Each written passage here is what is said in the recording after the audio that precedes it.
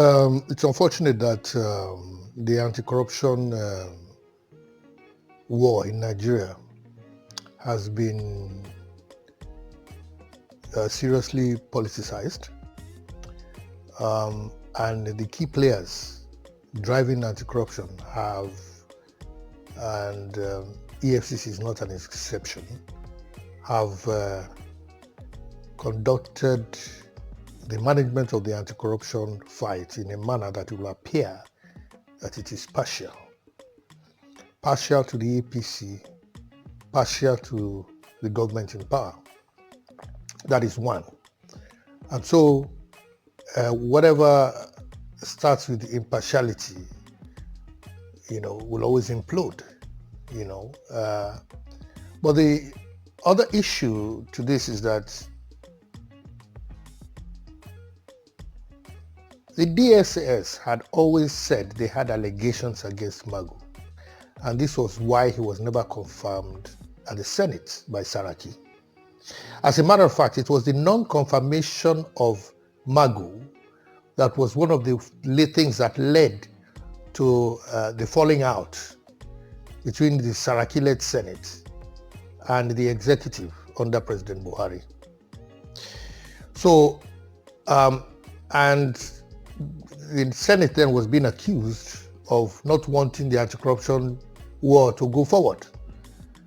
What the government should have done at that time was not to view the objections of the Senate or the DSS,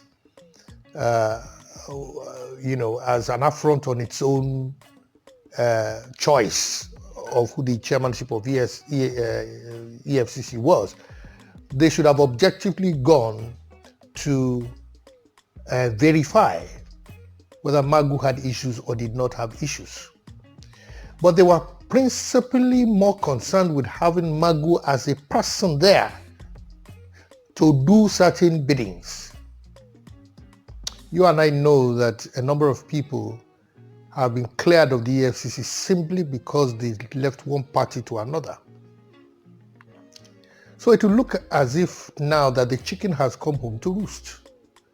I know there are certain things that Magu did and did well, but there are other things that appear to be questionable. Well, the reports say that he lives in an apartment and he lives in, that is being paid for by someone who ordinarily should be a focus for investigation. Now, how does the chairman of EFCC live in an apartment paid by a private citizen? How do you, go forward with that? That's a conflict of interest. There are also issues about managing recovered assets and how those assets were actually recovered. So that's another issue. I can understand the job is a sensitive job. It's a job that needs to, you have to be very careful.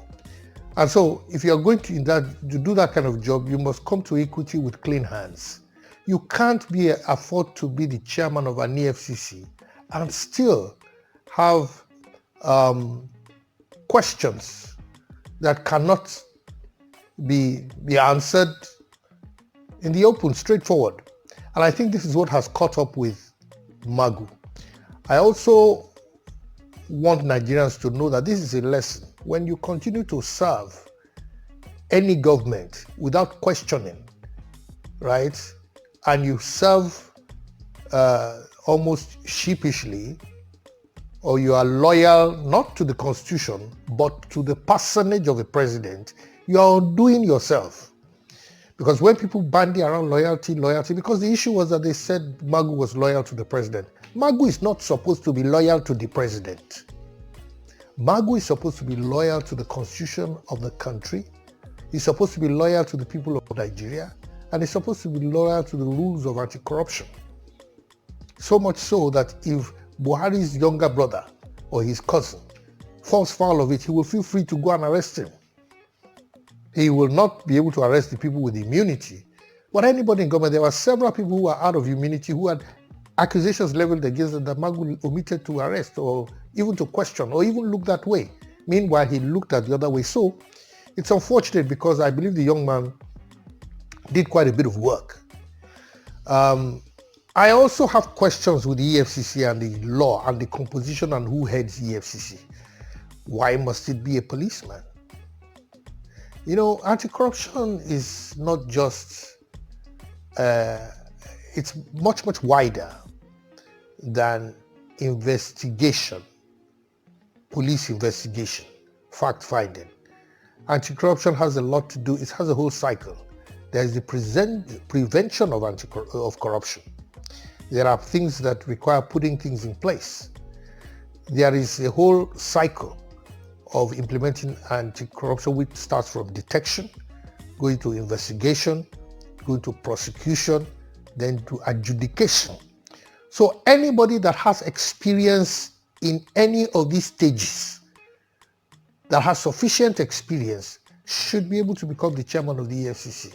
Whether you're a detective, an insurer, an accountant, whether you're a lawyer of a high-level prosecutor as a lawyer. But as a matter of fact, most countries that I know that have similar agencies to the anti-corruption agencies are usually led by forensic accountants and lawyers who have some capacity in investigation. Of course, there are other people who can do that work. But because the whole anti-corruption effort is much larger than just chasing people all over the place. There's a whole corruption infrastructure that needs to be mapped, needs to be understood. And if we really want to tackle corruption, it goes beyond one kind of personality or the other.